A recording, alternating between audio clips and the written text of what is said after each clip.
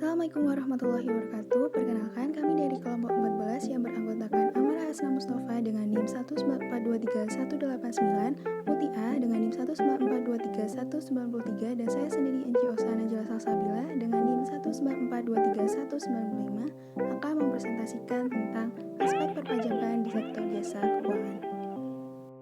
Yang pertama, pasar modal. Pasar modal pada dasarnya mempertemukan pihak yang membutuhkan modal dengan pihak yang memiliki modal atau yang disebut investor atau pemodal. Bagi pihak yang membutuhkan modal, pasar modal juga menyediakan sarana pendanaan bagi perusahaan maupun institusi lain, misalnya pemerintah. Selain melayani fungsi pasar primer, pasar modal juga berfungsi sebagai pasar sekunder, di mana para investor dapat saling memperjualbelikan instrumen keuangan yang diterbitkan di pasar primer seperti obligasi dan saham. Instrumen keuangan yang diperdagangkan di pasar modal Indonesia antara lain yang pertama saham, yang kedua obligasi, yang ketiga reksadana, yang keempat exchange trade fund atau yang disebut ETF, yang terakhir derivatif. Satu dari perpajakan dalam investasi saham. Saham dapat didefinisikan sebagai tanda penyertaan modal seseorang atau pihak badan usaha dalam suatu perusahaan atau perseroan terbatas. Dalam investasi saham, investor memiliki potensi keuntungan dari dua hal, yaitu dari kenaikan nilai saham atau yang disebut capital gain dan dividen. Meskipun pajak atas transaksi saham dan dividen bersifat final, investor dalam hal ini tetap berkewajiban melaporkannya dalam SPT PPh tahunan orang pribadi atau yang disebut OP. Dalam SPT PPh tahunan OP, saham dapat dilaporkan ke dalam formulir penghasilan atau ke dalam formulir harta. Sedikit berbeda, dividen hanya dicantumkan ke dalam lampiran formulir penghasilan final. Yang kedua, perpajakan dalam investasi surat utang atau yang disebut obligasi. Obligasi sebagaimana pasal 1 angka 1 PP 16 tahun 2009 tentang pajak penghasilan atas penghasilan berupa bunga obligasi adalah surat utang dan surat utang negara yang berjangka waktu lebih dari 12 bulan. Obligasi dapat dijelaskan sebagai surat utang jangka menengah panjang yang dapat dipindah tangankan, yang berisi janji dari pihak yang menerbitkan untuk membayar imbalan berupa bunga pada periode tertentu dan melunasi pokok utang pada waktu yang telah ditentukan kepada pihak pembeli obligasi tersebut. Diterbitkan oleh korporasi maupun negara. Pelaporan investasi obligasi dalam SPT PPh tahun OP memiliki perlakuan yang sama dengan saham. Obligasi dapat dilaporkan sebagai penghasilan final atau sebagai harta. Obligasi yang terjual di dalam suatu periode tahun pajak, misalnya Januari hingga Desember, dicantumkan dalam lampiran formulir penghasilan pajak final atau bersifat final. Apabila obligasi tersebut belum terjual di akhir periode tahun pajak atau 31 Desember, maka dicantumkan pada lampiran formulir harta. Yang ketiga, perpajakan dalam reksadana. Reksadana merupakan produk investasi yang menghimpun dana dari investor, kemudian Dana tersebut ditempatkan oleh manajer investasi ke dalam berbagai aset keuangan seperti saham, obligasi, dan deposit. Reksadana memiliki nilai aktiva bersih, di mana merupakan hasil selisih dari perhitungan total aset reksadana berupa kas, deposit, saham, dan obligasi dikurangi dengan kewajiban atau beban reksadana. Kewajiban reksadana meliputi biaya manajer investasi, saham kustodian, broker efek, pelunasan pembelian aset, dan pajak. Pajak juga merupakan salah satu kewajiban yang dibayarkan oleh reksadana dalam suatu pengelolaan portofolio reksadana oleh manajer investasi, sehingga dalam hal ini sebenarnya investor telah membayar pajak atas hasil investasi pada aset reksadana secara tidak langsung. Pelaporan investasi berbentuk reksadana dalam SPT PPh tahunan OP sehingga berbeda dengan bentuk investasi sebelumnya. Reksadana dapat dilaporkan sebagai harta atau sebagai bukan objek pajak penghasilan. Yang kedua, ada lembaga pembiayaan. Lembaga pembiayaan adalah badan usaha yang melakukan kegiatan pembiayaan dalam bentuk penyediaan dana atau barang modal. Lembaga pembiayaan termasuk dalam industri keuangan non-bank. Lembaga pembiayaan antara lain meliputi perusahaan pembiayaan, perusahaan modal ventura, dan perusahaan pembiayaan infrastruktur. Pertama, subjek dan objek pajak. Pasal 2 ayat 1 Undang-Undang Pajak Penghasilan atau PPh menyatakan pihak-pihak yang terkait dengan lembaga pembiayaan seperti orang pribadi dan badan merupakan subjek PPh yang menjadi objek pajak adalah penghasilan. Sehingga apabila atas transaksi terkait dengan kegiatan lembaga pembiayaan tidak melibatkan penghasilan, maka tidak akan dikenakan PPh. Pasal 4A ayat 3 huruf D Undang-Undang Pajak Pertambahan Nilai atau PPN menyatakan bahwa jenis jasa yang tidak dikenakan PPN adalah jasa tertentu dalam kelompok jasa keuangan. Jasa keuangan yang menjadi non-jasa kena pajak JKP meliputi yang A. Jasa menghimpun dana dari masyarakat berupa giro, deposit berjangka, sertifikat deposit, tabungan, dan atau bentuk lain yang dipersamakan dengan itu.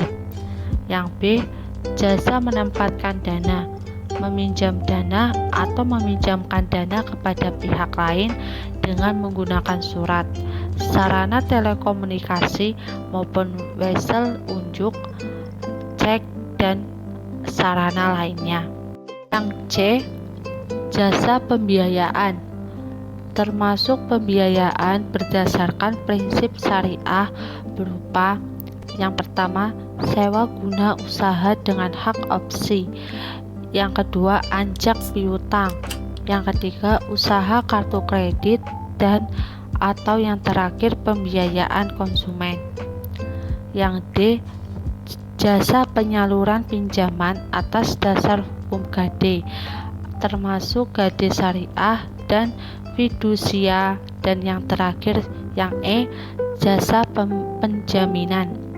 Sepanjang kegiatan yang dilakukan oleh pihak-pihak yang terkait dengan lembaga pembiayaan hanya penyerahan non-JKP, maka tidak dikenakan PPN.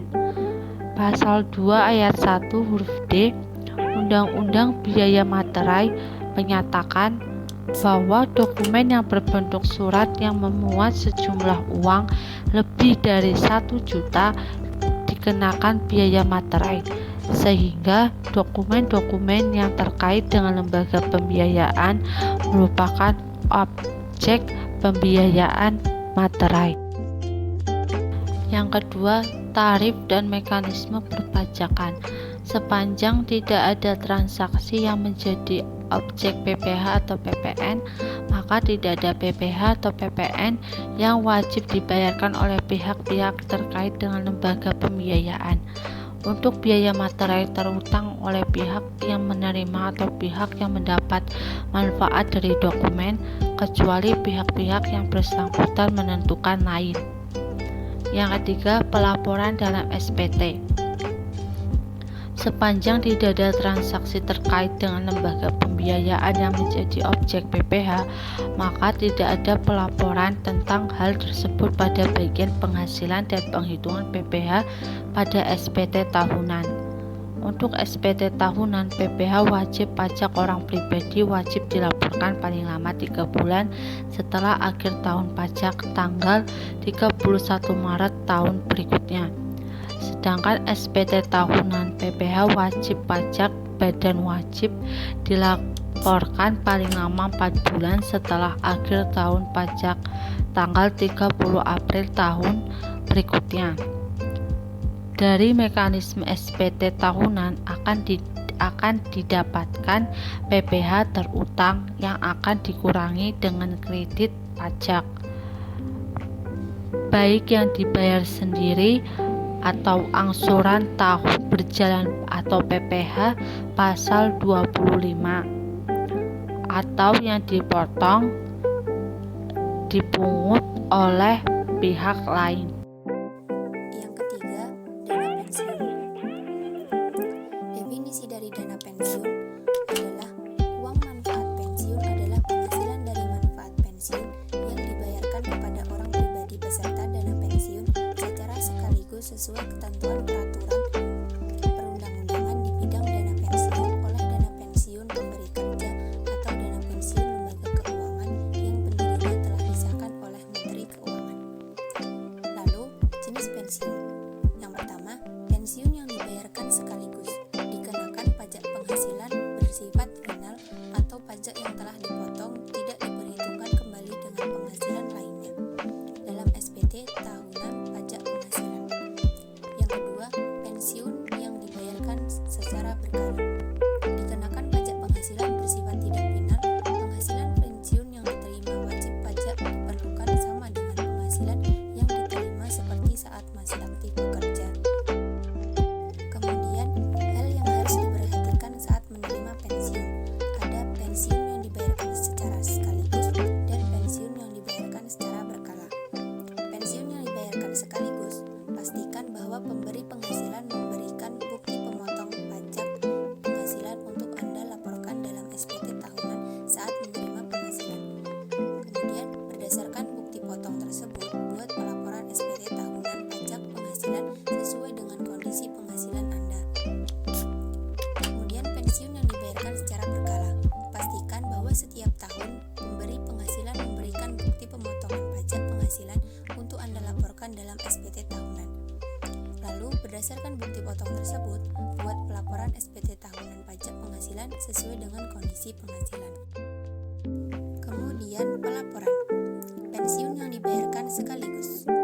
Penghasilan wajib pajak dicantumkan pada bagian penghasilan yang dipotong PPh final. Atas penghasilan dari pensiun yang dibayarkan sekaligus, tidak akan ada lagi pajak yang dibayarkan. Selanjutnya, pensiun yang dibayarkan secara berkala, diperlakukan seperti melaporkan penghasilan saat masih aktif bekerja. Penghasilan dari pensiun dihitung pajaknya, kemudian dikurangi dengan pajak yang selama ini telah dipotong setiap bulan oleh pemberi penghasilan. Selanjutnya, yang keempat, lembaga jasa keuangan lainnya. Berdasarkan Undang-Undang Republik Indonesia Nomor 21 Tahun 2011 tentang Otoritas Jasa Keuangan, yang termasuk dalam lembaga jasa keuangan lainnya adalah Pegadaian, Lembaga Penjaminan, Lembaga Pembiayaan Ekspor Indonesia, Perusahaan Pembiayaan, Sekunder Perumahan, dan lembaga yang menyelenggarakan pengelolaan dana masyarakat yang bersifat wajib, meliputi penyelenggara program jaminan sosial, pensiun, dan kesejahteraan sebagaimana dimaksud dalam peraturan perundang-undangan mengenai pegadaian, penjaminan, lembaga pembiayaan ekspor Indonesia, perusahaan pembiayaan sekunder perumahan, dan pengelolaan dana masyarakat yang bersifat wajib, serta lembaga jasa keuangan lain yang dinyatakan diawasi oleh OJK berdasarkan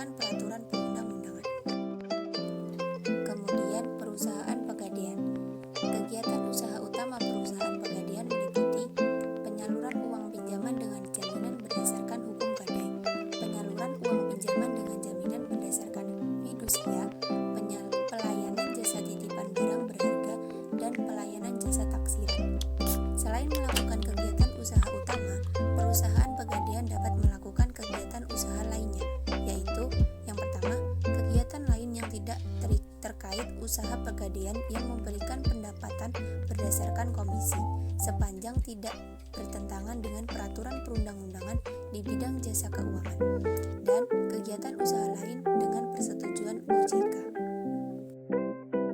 Perusahaan pegadaian yang diatur dan diawasi oleh OJK adalah perusahaan pegadaian pemerintah dan perusahaan pegadaian swasta. Perusahaan pegadaian pemerintah adalah PT Pegadaian atau Persero, sebagaimana dimaksud dalam Statute tahun 1928 nomor 81 tentang Pen-Louis Reglement dan Peraturan Pemerintah nomor 51 tahun 2011 tentang perubahan bentuk badan hukum perusahaan umum pegadaian menjadi perseroan atau persero. Kemudian perusahaan pegadaian swasta adalah badan hukum yang melakukan usaha pegadaian. Bentuk badan hukum perusahaan pegadaian adalah perseroan terbatas atau koperasi. Selanjutnya, dasar hukum gadai. Ketentuan gadai di Indonesia diatur dalam Kitab Undang-Undang Hukum Perdata, yakni pasal 1150 sampai dengan 1160 dan Peraturan Otoritas Jasa Keuangan nomor 31 POJK nomor 5 2016 tentang usaha pegadaian. Pelaksanaan gadai harus memenuhi hal-hal sebagai berikut. Yang pertama, gadai hanya atas benda bergerak. Yang kedua, benda milik pemberi gadai atau milik orang lain yang dikuasakan kepada pemberi gadai. Yang ketiga, penyerahan penguasaan benda kepada penerima gadai. Dan yang terakhir, pemberian hak kepada penerima gadai untuk memperoleh perlunasan terlebih dahulu atas piutang kreditur lainnya. Yang selanjutnya, kewajiban perpajakan bagi nasabah gadai. Dalam hal memperoleh tambahan kemampuan ekonomi dari hasil lelang atau nilai lelang lebih tinggi dari nilai barang, maka penambahan kemampuan ekonomi ini dapat diperhitungkan sebagai penghasilan. Lain-lain yang dapat menambah penghasilan nasabah sebagai dasar perhitungan penghasilan kena pajak dalam SPT tahunan PPh orang pribadi yang dikenakan tarif sesuai dengan pasal 17 UU KUP. Selanjutnya, lembaga keuangan mikro. Lembaga keuangan mikro adalah lembaga keuangan yang khusus didirikan untuk memberikan jasa pengembangan usaha dan pemberdayaan masyarakat, baik melalui pinjaman atau pembiayaan dalam usaha skala mikro kepada anggota dan masyarakat, pengelolaan simpanan, maupun pemberian jasa konsultasi pengembangan usaha yang tidak semata-mata mencari keuntungan. Kegiatan usaha LKM. Kegiatan usaha LKM meliputi jasa pengembangan usaha dan memperdaya masyarakat, baik melalui pinjaman atau pembiayaan dalam usaha skala mikro kepada anggota dan masyarakat, pengelola simpanan, maupun pemberi jasa konsultasi pengembangan usaha. Kemudian, kegiatan usaha yang dapat dilakukan secara konvensional atau berdasarkan prinsip syariah. Selanjutnya, LKM dapat melakukan kegiatan berbasis fee sepanjang tidak bertentangan dengan ketentuan perundang-undangan di sektor jasa keuangan. Dilanjutkan, kewajiban perpajakan pengguna jasa LKM. Apabila LKM berbentuk koperasi dan sebagai pengguna jasa adalah para anggota dari LKM sendiri, maka pada akhir tahun memperoleh tambahan penghasilan berupa sisa hasil usaha atau SHU berdasarkan Peraturan Menteri Keuangan nomor 111/PMK 03/2010 tanggal 14 Juni 2010 tentang tata cara pemotongan, penyetoran dan pelaporan pajak penghasilan atas dividen dan yang diterima atau diperoleh wajib pajak orang pribadi dalam negeri. Ada beberapa pasal yang patut disimak sebagai berikut. Yang pertama, pasal 1 ayat 1 menyebutkan bahwa atas penghasilan berupa dividen yang diterima atau diperoleh wajib pajak orang pribadi dalam negeri dikenakan pajak penghasilan sebesar 10% dari jumlah bruto dan bersifat final. Yang kedua, pasal 1 ayat 2 menyebutkan bahwa dividen sebagaimana dimaksud pada ayat 1 adalah dividen dengan nama dan dalam bentuk apapun, termasuk dividen dari perusahaan asuransi kepada pemegang polis dan pemegang sisa hasil usaha koperasi. Yang ketiga, pasal 2 ayat 1 menyebutkan bahwa pengenaan pajak penghasilan yang bersifat final sebagaimana dimaksudkan dalam pasal 1 ayat 1 dilakukan melalui pemotongan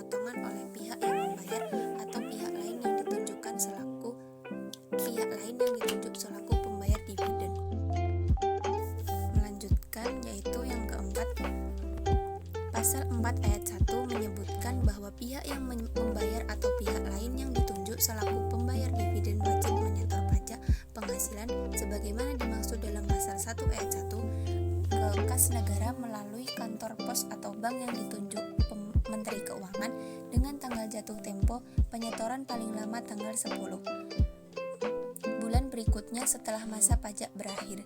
Yang kelima, pasal 5 ayat 1 menyebutkan bahwa pihak yang membayar atau pihak lain yang ditunjuk selaku pembayar dividen wajib menyampaikan laporan tentang pemotongan dan penyetoran pajak penghasilan sebagaimana dimaksud pasal 2 dan pasal 4 paling lama 20 hari setelah masa pajak berakhir. Dengan demikian, SHU merupakan subjek pajak final dan harus dilaporkan dalam SPT tahunan orang pribadi yang menerima SHU pada bagian penghasilan yang sudah dipotong pajak final. Kemudian yang ketiga ada perusahaan penjaminan. Penjaminan kredit pada dasarnya adalah suatu kegiatan pemberian jaminan kepada pihak kreditur atas kredit atau pembiayaan atau fasilitas lain yang disalurkan kepada debitur akibat tidak dipenuhinya syarat agunan sebagaimana yang ditetapkan oleh kreditur. Lembaga penjaminan pada saat ini diatur dalam Undang-Undang Nomor 1 Tahun 2016 tentang penjaminan dengan tujuan a. Menunjang kebijakan pemerintah, terutama dalam rangka membantu usaha mikro, kecil dan menengah atau UMKM untuk mengakses pendanaan dari perbankan dan lembaga keuangan lainnya. B. Meningkatkan akses bagi dunia usaha. C. Mendorong tumbuhnya pembiayaan dan terciptanya iklim usaha yang kondusif bagi peningkatan sektor ekonomi strategis. D. Meningkatkan kemampuan produksi nasional yang berdaya saing tinggi dan yang memiliki keunggulan untuk ekspor. E. Mendukung tumbuhnya perekonomian nasional. Dan F. Meningkatkan tingkat inklusivitas keuangan nasional. Kemudian yang keempat ada Lembaga Pembiayaan Ekspor Indonesia. Lembaga Pembiayaan Ekspor Indonesia atau LPEI dibentuk berdasarkan Undang-Undang Nomor 2 Tahun 2009 tentang Lembaga Pembiayaan Ekspor Indonesia. Secara khusus, LPEI mengemban tugas untuk mendukung kebijakan pemerintah dalam rangka mendorong program ekspor nasional melalui skema pembiayaan ekspor nasional. Pemerintah menetapkan kebijakan dasar pembiayaan ekspor nasional adalah untuk a. Mendorong terciptanya iklim usaha yang kondusif bagi peningkatan ekspor nasional. B. Mempercepat peningkatan ekspor nasional. C. Membantu peningkatan kemampuan produksi nasional yang berdaya saing tinggi dan memiliki keunggulan untuk ekspor. Dan D. Mendorong pengembangan usaha mikro, kecil, menengah, dan koperasi untuk mengembangkan produk yang berorientasi ekspor. Kemudian, pembiayaan ekspor nasional diberikan LPEI dalam bentuk pembiayaan, penjaminan, dan asuransi. Dalam hal kewajiban, perpajakan Lembaga Pembiayaan Ekspor Indonesia adalah kewajiban perpajakan atas badan usaha LPEI itu sendiri. Sedangkan, terkait dengan lembaga atau perorangan yang menggunakan jasa LPEI tidak diatur aspek perpajakan khusus. Namun, dalam hal terdapat tambahan kemampuan ekonomis yang diperoleh oleh individu atau badan usaha pengguna jasa LPEI, maka dapat dimasukkan ke dalam penghasilan lainnya yang dapat menambah penghasilan bruto pada SPT tahunan pajak penghasilan. Yang kelima ada perusahaan pembiayaan sekunder perumahan. Dalam mengupayakan tersedianya dana yang memadai melalui pembiayaan sekunder perumahan, untuk melakukan pembiayaan ini dimaksud pemerintah telah mendirikan PT Sarana Multigria Finansial atau PT SMF.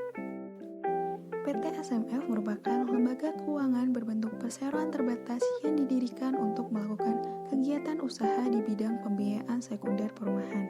Pembiayaan sekunder perumahan dilakukan melalui sekuritisasi aset keuangan atau yang disebut KPR.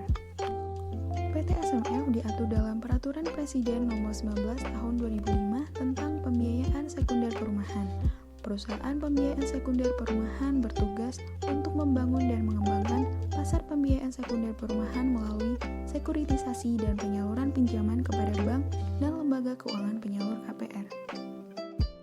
Selanjutnya, mengenai penyaluran pinjaman kepada bank atau lembaga keuangan penyalur KPR dimaksudkan untuk memperbanyak volume KPR yang disalurkan kepada masyarakat.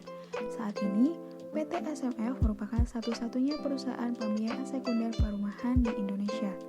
Dalam hal kewajiban perpajakan, perusahaan pembiayaan sekunder perumahan adalah kewajiban perpajakan atas badan usaha perusahaan pembiayaan tersebut.